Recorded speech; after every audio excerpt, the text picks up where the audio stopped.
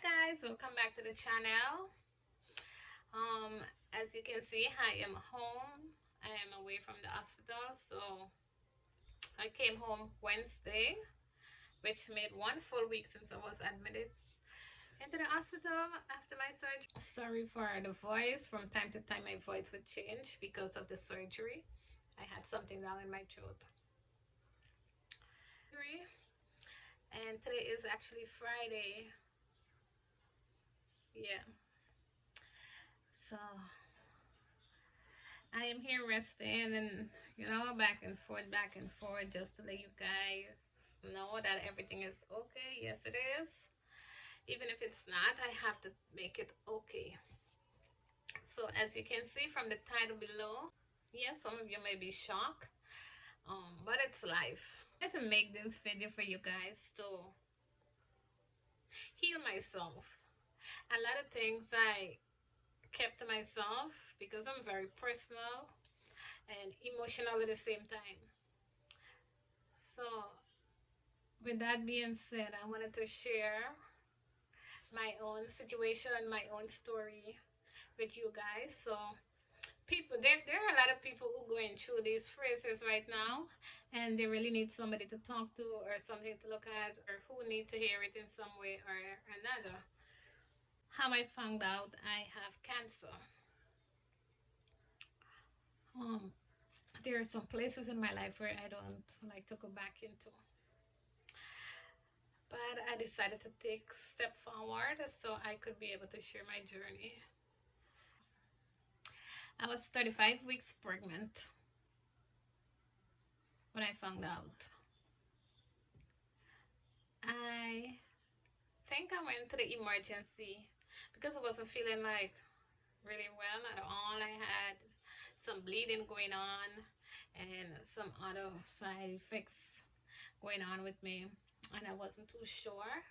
So I decided to go to the emergency, and from there I could be able to know what's going on with me. So after the emergency situation, I was scheduled to see my doctor, and when I met with my doctor, he asked me to do a pap smear, which I did. And then he said to me while he was doing the pap smear, something is wrong. He recommended that I would do a under the microscope pap smear, which I did. That thing really hurt. If some of you guys don't understand, don't wish it upon anybody. It really hurts.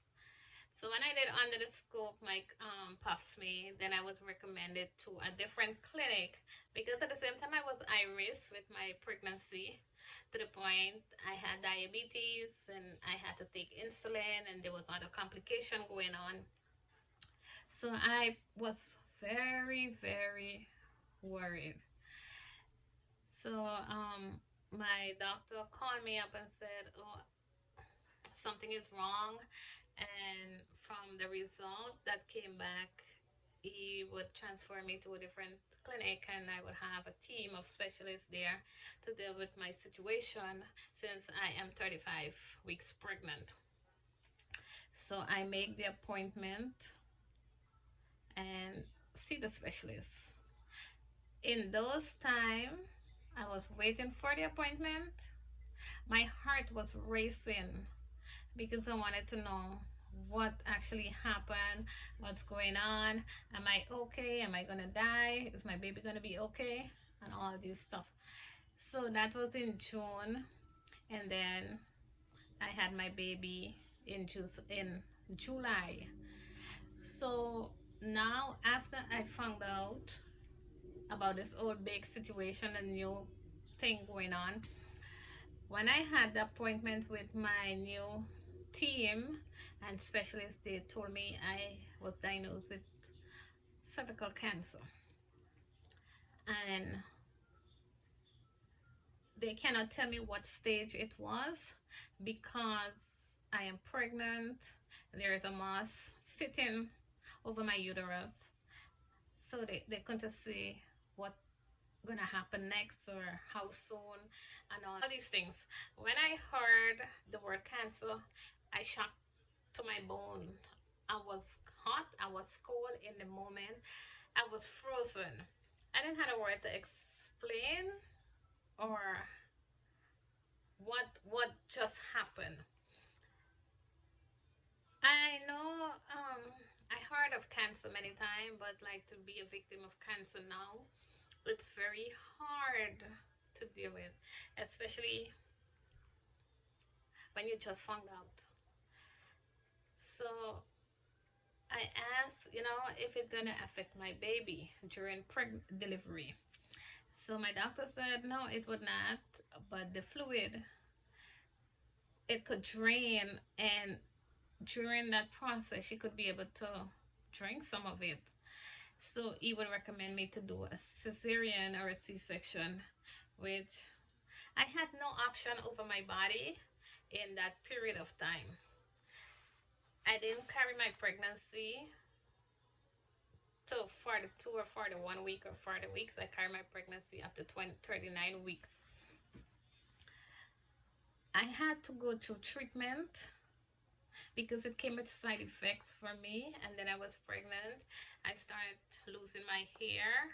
As you guys can see, I really don't do much with my hair because I'm planning on cutting it off.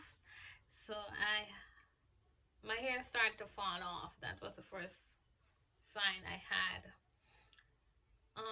Then I had to go from one CAT scan to a CT scan. I was doing it every week. I had like 3 or 4 appointments, to the point where my body at times shutting down.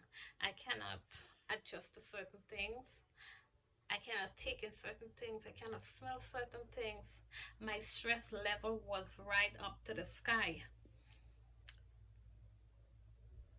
A lot of people said cancer is easy said and done, but if you don't have support, you're gonna die.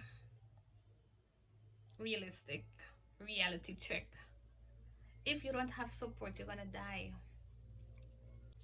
I had a team that supported me every step of the way, because after it was new for me while it was in my pregnancy, I had no second thoughts on how am I gonna get this. And at the same time, I had a baby to take care of, which my son is now 21 months old tomorrow, and my baby is 4 months old. After my pregnancy, I still had to go to treatment. I still had to go to treatment. I still had to go to the clinic. I still had to take medication. I still have to do this, and I still have to do that. It's very exhausting. It's very. I feel tired. I cry to not know how far it is, how it's gonna affect my life. Would I be able to see my kids grow? It really affected me a lot, and I worry, and I stress a lot about little things. Sorry. Um, it's very emotional. My husband supported me every step of the way from the time I found out up until now. Um, I am still trying to process my mind over a lot of things.